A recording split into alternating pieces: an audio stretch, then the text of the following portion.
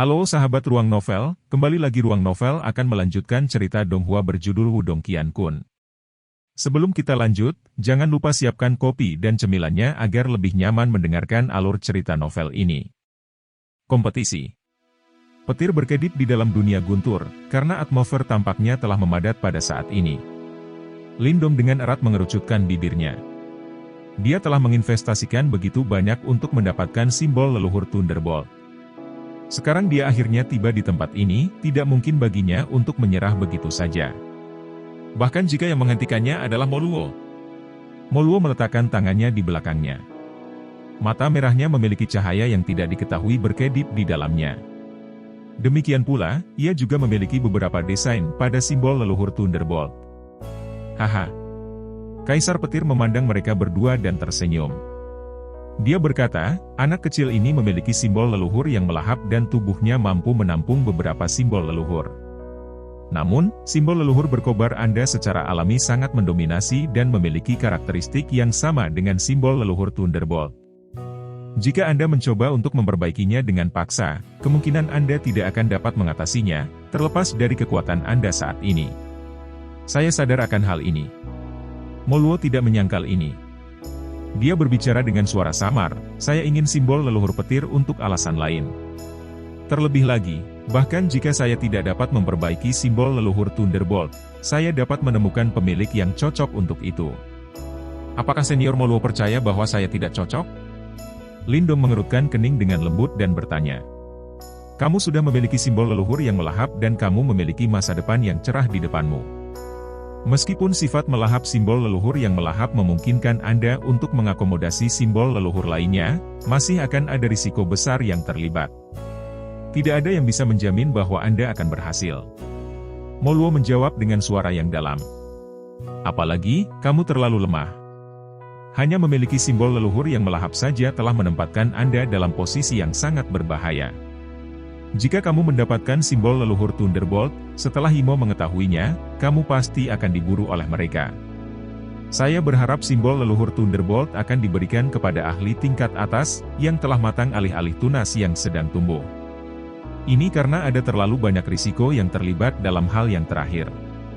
Tidak ada yang bisa menjamin apakah orang itu akan menjadi sasaran Himo saat dia masih dewasa. Selain itu, simbol leluhur adalah objek surgawi yang menjaga pesawat ini. Jika perang dunia lain meletus di masa depan, pemilik simbol leluhur akan menjadi pilar kekuatan utama yang menentang Himo.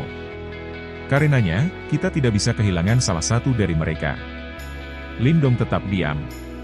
Sepertinya, pada akhirnya, Moluo sama sekali tidak percaya bahwa dia akan mampu mengendalikan banyak simbol leluhur ini dan menyimpannya di tangan yang aman. Saya percaya bahwa tidak ada yang saya katakan akan membantu meredakan keraguan tetua Moluo.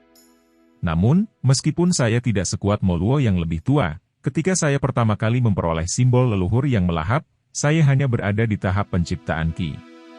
Saya tidak memiliki latar belakang yang kuat dan satu-satunya alasan saya bisa bertahan sampai hari ini, adalah karena sifat hati-hati saya. Mungkin, penatua Moluo tidak dapat memahami ini dengan statusmu. Lindong menghirup udara dalam-dalam dan berbicara dengan suara yang dalam dan lembut, meskipun demikian, terlepas dari apakah Anda percaya pada saya atau tidak, saya akan mendapatkan simbol leluhur Thunderbolt dan memperbaikinya. Saya memiliki kepercayaan diri.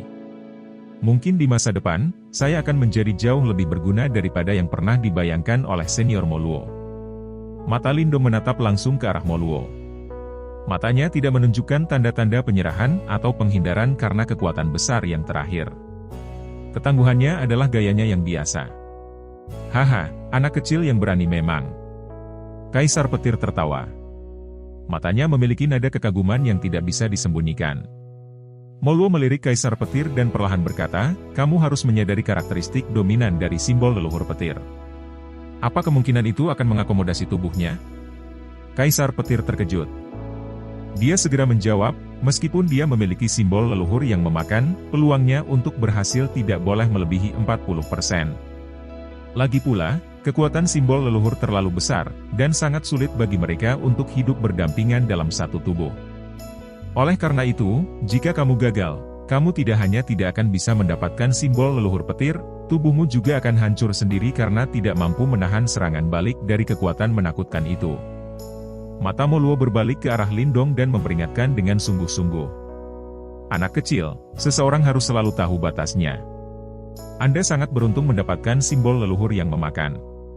Mencoba meraih terlalu banyak pada akhirnya mungkin akan membuat Anda lebih mahal. Mata Lindong menatap langsung ke arah Moluo. Sesaat kemudian, dia menggelengkan kepalanya dengan cara yang ditentukan. Kedua belah pihak sangat keras kepala. Tak satu pun dari mereka menunjukkan tanda-tanda mundur. Ini benar-benar konflik yang membuat seseorang pusing. Suara tak berdaya tiba-tiba dipancarkan saat kedua belah pihak berdebat. Setelah itu, cahaya putih dipancarkan dari dalam tubuh Lindong. Sesosok cahaya muncul di depan Moluo dan Kaisar Petir yang tercengang. Yan. Lindong melihat sosok cahaya ini, yang telah mengungkapkan dirinya dan terkejut. Kamu siapa? Mata Moluo menatap Yan dengan terkejut. Dia bisa merasakan aura yang relatif aneh dan kuno dari yang terakhir. Perasaan kuno ini sebenarnya sebanding dengan simbol leluhur. Kalian semua bisa memanggilku Yan, tentu saja, kalian juga bisa memanggilku jiwa dari batu leluhur. Yan tertawa dan berkata, batu leluhur? Mata Kaisar Petir tiba-tiba mengeras.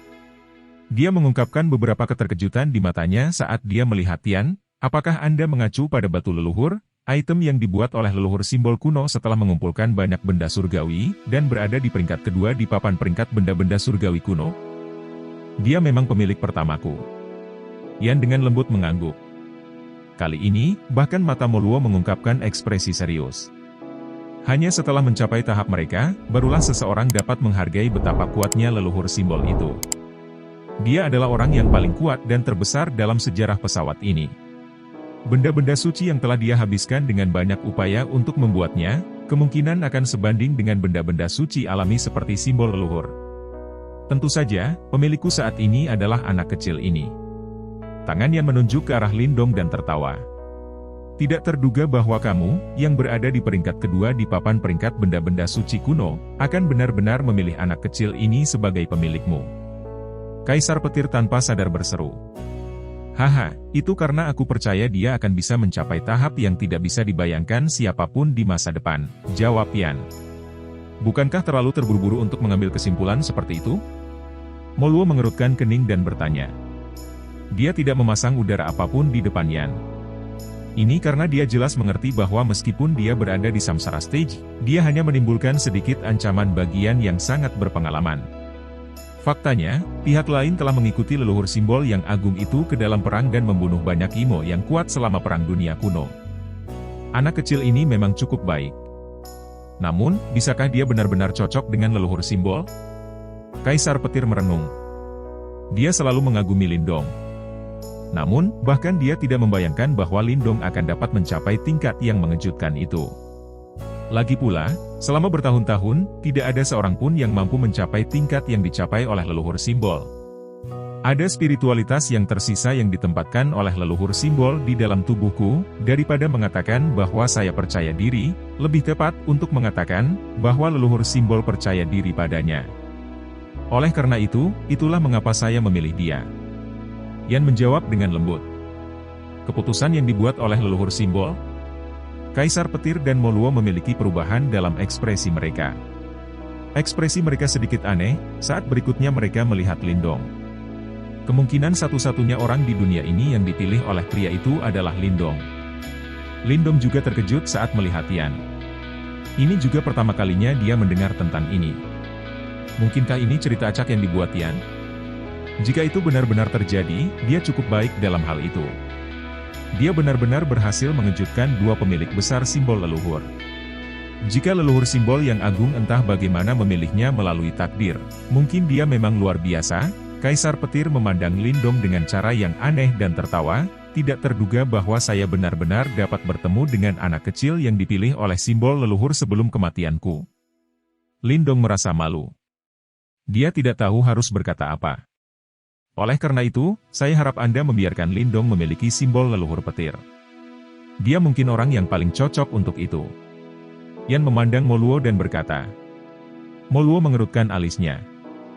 Dia tidak menyangka bahwa pertarungan ini benar-benar akan melibatkan leluhur simbol dari zaman kuno. Namun, dalam hal senioritas dan pengalaman, Yan jelas mengunggulinya. Yan dan Kaisar Petir memandang Moluo yang pendiam. Mereka jelas menyadari bahwa meskipun mereka adalah seniornya, ahli paling kuat yang hadir adalah Moluo. Mereka hanyalah jiwa batu leluhur, yang belum sepenuhnya sembuh, dan seorang ahli yang akan segera mati. Dalam pertarungan nyata, mereka secara alami bukan tandingan Moluo. Karena kamu sangat percaya padanya. Moluo menghirup udara dalam-dalam di depan mata mereka. Suaranya berubah jauh lebih dalam, saya tidak dapat menentang keputusan leluhur simbol. Mulai sekarang, saya akan memberinya kesempatan. Mata merah cerah Moluo menyapu Lindong setelah dia berbicara. Terima 3 serangan dariku dan simbol leluhur Thunderbolt adalah milikmu. Apakah kamu berani menerima tantangan ini? Mata hitam gelap Lindong mengungkapkan ekspresi panas. Dia mengangguk tanpa ragu-ragu sementara suaranya dipenuhi tekad dan keberanian. Saya bersedia. Sekian cerita Donghua berjudul Wudong Qiankun untuk hari ini. Sampai jumpa besok. Untuk membuat Bejo semakin semangat, jangan lupa subscribe, like, dan bagikan video ini. BW